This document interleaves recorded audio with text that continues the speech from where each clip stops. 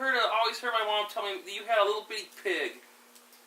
Oh yes, I've already written that somewhere around here. But at the end of summer, my dad used to give us wages for helping on the farm because we did work just like men do. And it was during the war, and my brother's away.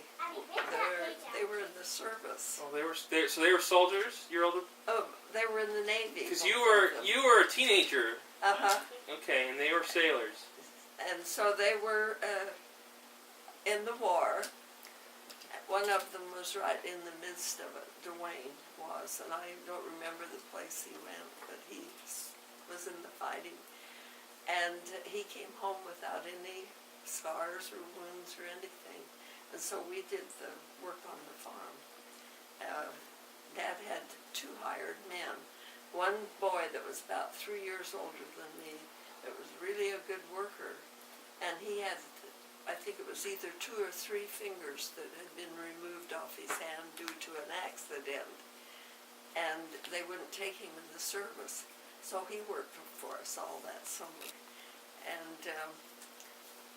And I worked alongside him, picking potatoes and things, and his younger brother came over and worked too. And they were really good workers.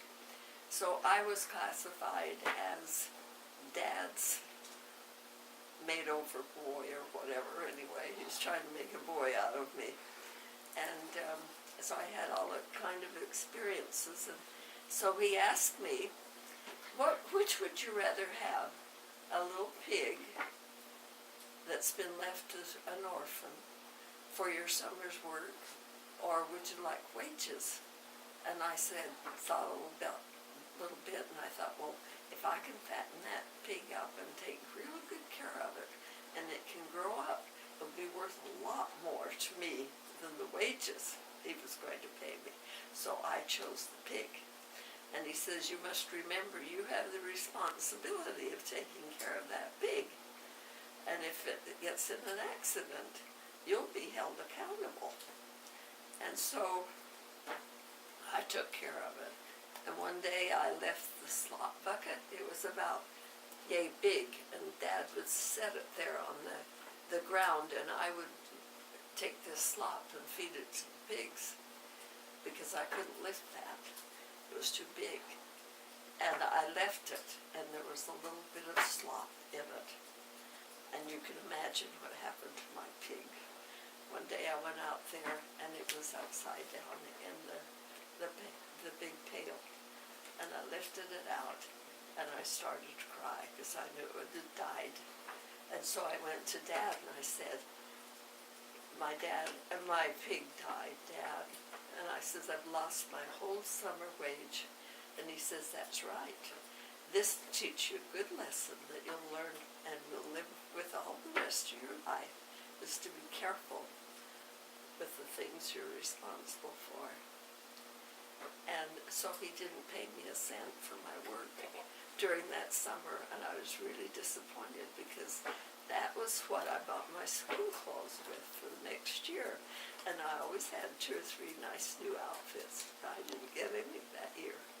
And so it did teach me a lesson, but I coaxed him and I pleaded with him. And I said, do you want me to feel sad about this all your life? And he says, oh no. He said, if you can earn other money any other way, I'll give you the time off and you can go earn some more money before fall school begins. But I never did get my money back, but it did teach me a lesson, and it taught me to have respect for my dad, because when he made a deal, he stuck with it. And so I've been taught that you always stick with the deal. If you sign a contract, you're signing that you will do such and such things. And if you don't, you get in trouble. Well, I got in trouble, got my own self in trouble, and so I learned a good lesson. So I guess I always thought you were littler than that. So you were like 13 or 14. Well, I must have been. You would have turned 14 in 1942, right? Could be. But anyway, that pig was there, I thought I was a little bit younger too. So, yeah, So see, if I've the already- war was on, because you were born in 1928, right?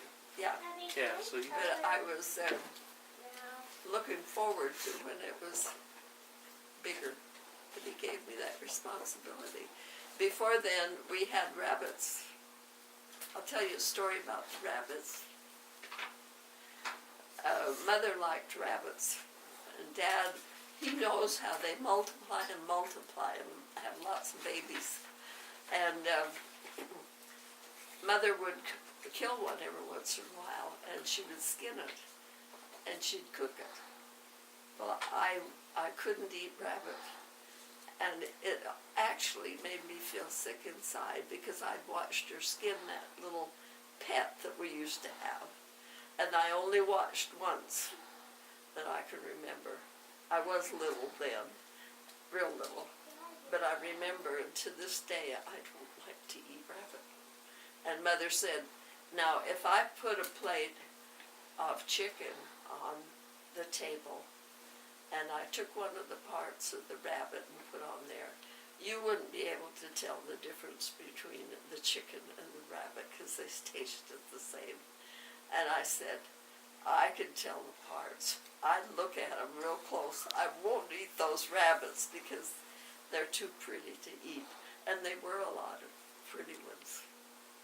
And so I learned a lot of lessons from some of these things. But looking back, when you think about being 13 or 14, it still seems like a little girl to me. At the time, I thought I was big enough to handle all these things, but I learned how to handle a contract, even a verbal contract. If you gave your word you'd do something, you should do it, and that's what I learned.